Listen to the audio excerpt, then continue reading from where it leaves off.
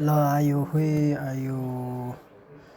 अब हेर्नुहोस् गाउँघरको डाँडा बाखा यो हाम्रो चुम्नुब्री गाउँपालिकाको यो बाङसिङ गाउँबाट आज भिडियो बनाउँदैछु म। यो डाँडा काँडा है, यस्तो राम्रो रमाइलो ठाउँहरू।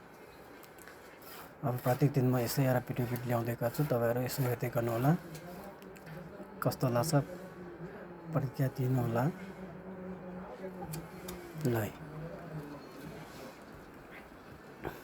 ल हिमाल यो अब सराङ्गीको यो अगाडिको पछाडिको हिमाल हो।